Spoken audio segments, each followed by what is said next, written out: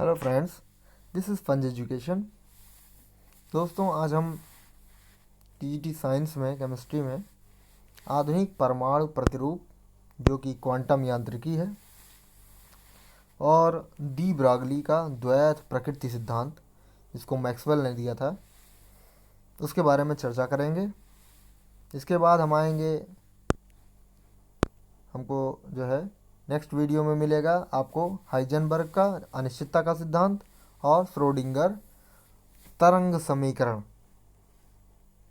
ये आधुनिक परमाणु प्रतिरूप का ही मॉडल में है। आइए देखते हैं। बोहर के परमाणु प्रतिरूप में परमाणु को कण माना गया था तथा ऐसे प्रतिरूप को चीर सम्मन यांत्रिकी कहते हैं। जहाँ कण मान करके माना गया जो है परमाणु मॉडल को बनाया गया उसको हम चीर सम्मत यांत्रिकी कहेंगे। वे परमाणु प्रतिरूप जो परमाणु को कण तथा तरंग मानकर दिए जाएं वो क्वांटम यांत्रिकी कहलाती है। जहाँ कण माना गया वो यांत्रिकी मॉडल पे है और जब इसको तरंग और कण दोनों मान लिया जाए तो वो क्वांटम यांत्रिकी कहलाती है। इसमें सबसे पहला है डी ब्रॉगली का द्वैत सिद्धांत, फिर आते हैं हाइजेनबर्ग अनिश्चितता सिद्धांत और श्रोडिंगर तरंग।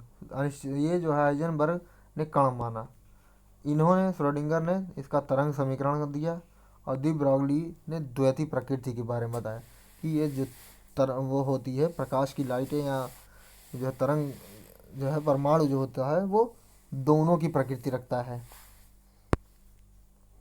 आइए स्टार्ट करते हैं। डी ब्रॉगली का द्वैत प्रकृति सिद्धांत। मैक्सवेल के अनुसार प्रकाश की प्रकृति दोहरी होती है, अर्थात यह कण एवं तरंग दोनों रूपों में संचरित होता है।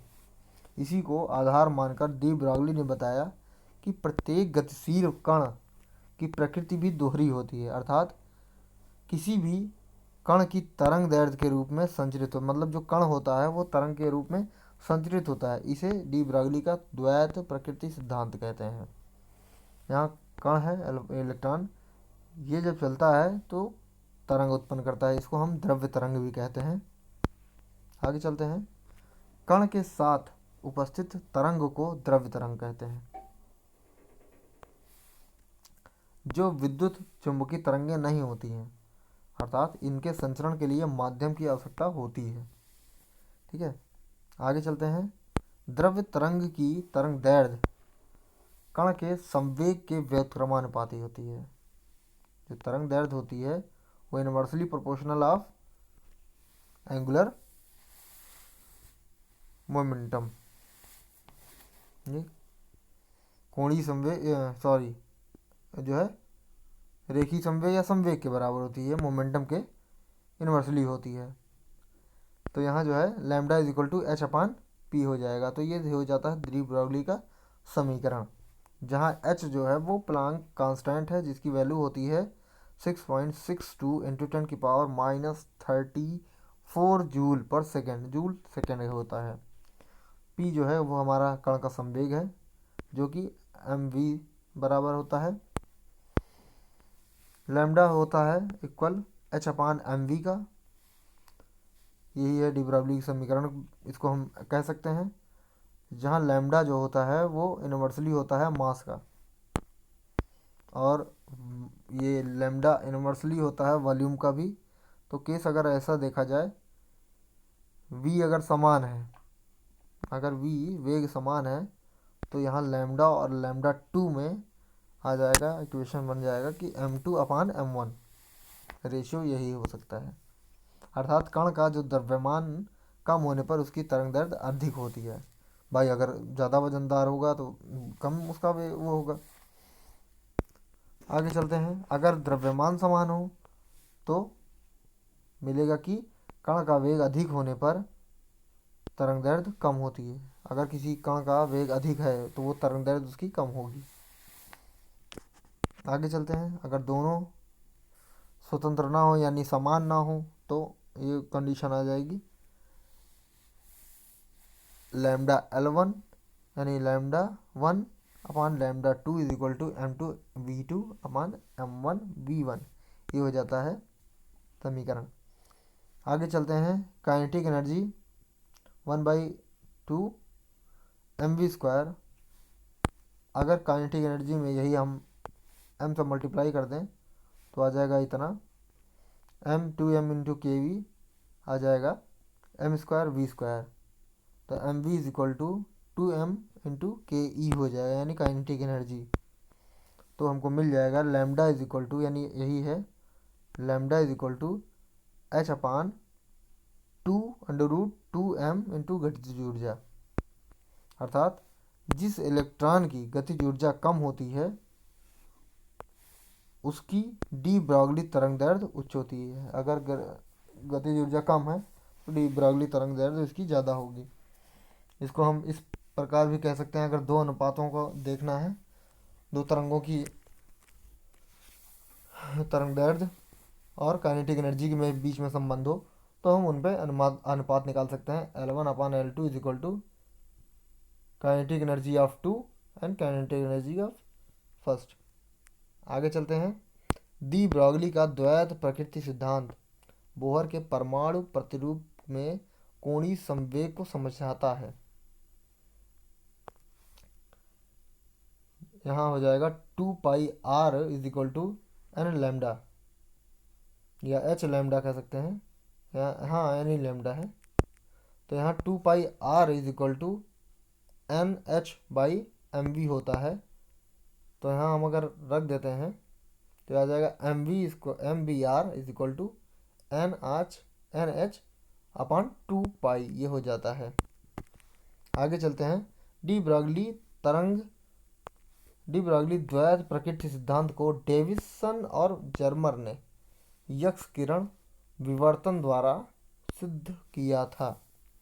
डेविसन और जर्मर ने किसके हिसाब से?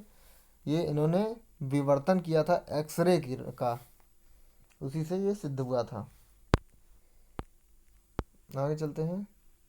यदि एक इलेक्ट्रॉन, प्रोटॉन और न्यूट्रॉन तथा अल्फा कण को एक समान वेग दिया जाता है तो इनकी दी ब्रॉगली तरंग दैर्ध्य का बढ़ता हुआ क्रम लिखो।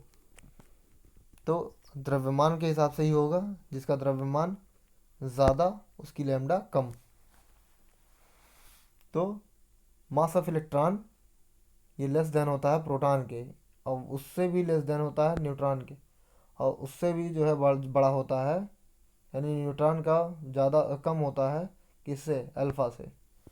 तो अब जब अल्फ़ा का ज़्यादा है तो सबसे कम तरंग दैर्ध्य अल्फ़ा की हो जाएगी और सबसे ज़्यादा तरंग दैर्ध्य किसकी हो जाएगी? लैम्डा की, लैम्डा ई की, यानी इलेक्ट्रॉन का। तो ये हमारा बढ़ता क्रम में आ जाएगा। आगे चलते हैं। यहाँ सारे पे लैम्डा हो जाएगा, लैम्डा लैम्डा लैम्डा ए, लैम्डा एन, लैम्डा अल्फ़ा, ये हो जाएगा। आगे चलते हैं। हाइड्रोजन परमाणु के पहले कोश में इलेक्ट्रॉन की डी ब्रॉगली तरंग दैर्ध्य ज्ञात कीजिए। अब इसका जो है v हो गया, यहाँ हम रख देंगे, ये हो जाएगा z अपान n हो जाएगा पहले कोश का। तो यहाँ z is equal to 1 hydrogen है, n जो है पहला है तो कोश 1 रख देंगे। तो इसका हम इक्वेशन इस पर सॉल्व कर लेंगे, यानी v आ जाएगी इतना, और इससे हम मास और v और h जो है यहाँ हम फार्मूला रख देंगे, lambda is equal to h upon M V वाला फार्मूला लगा देंगे। तो यहाँ m हो जाएगा इलेक्ट्रॉन का और यहाँ v हो जाएगा, यहाँ रख करके सॉल्व कर लेंगे तो आ जाएगा ये इतना। आगे चलते हैं। 100 ग्राम की गेंद को 100 मीटर पर सेकंड के वेग से फेंका जाता है तो इसकी डी ब्रॉगली तरंग दैर्ध्य ज्ञात कीजिए। अब h जो है हम जानते हैं इतना होता है, m दिया है और v दिया है, इसको हम रख लेंगे तो इक्वेशन से हमको आंसर मिल जाएगा लैम्डा कितना होता है। ये 3.31 इंटू 10⁻³ मीटर आ जाएगा। इलेक्ट्रॉन और प्रोटॉन का यदि वेग समान हो, अगर दोनों का वेग समान हो तो इनकी डी ब्रॉगली इक्वेशन क्या होगी? तो अगर वेग समान हो तो हम मास पे आ जाते हैं। हम जानते हैं इतना भी होता है और इतना भी होता है। तो अगर ऐसा है तो ये इस पे मास पे हम कर लेते हैं। तो मास इसका इतना होता है और इसका इतना होता है, यानी प्रोटॉन का कम होता है, प्रोटॉन का ज़्यादा होता है और इलेक्ट्रॉन का कम होता है। तो यहाँ हम इक्वेशन पे रख करके सॉल्व कर लेंगे तो आ जाएगा रेशियो 187 इन इलेक्ट्रॉन और प्रोटॉन के बीच में जो है तरंग दैर्ध्य में रेशियो आ जाएगा। ओके फ्रेंड्स, वीडियो कैसा लगा है लाइक करें ज़रूर, सब्सक्राइब करें। अगर अच्छा लगा है तो अपने दोस्तों को बताएं ताकि वो भी टीईटी की इस क्लास को ले सकें और इससे संबंधित फिर अपना कमेंट भी लिख सकते हैं, बता सकते हैं मुझे, जो कुछ कमियां हैं वो भी बताएं। और नेक्स्ट वीडियो में आपको मिलेगा क्या, हाइजेनबर्ग का अनिश्चितता का सिद्धांत। तब तक के लिए बने रहें मेरे साथ। पुनः मुलाकात होगी नेक्स्ट वीडियो में। Thank you and good night. जय हिंद, जय भारत।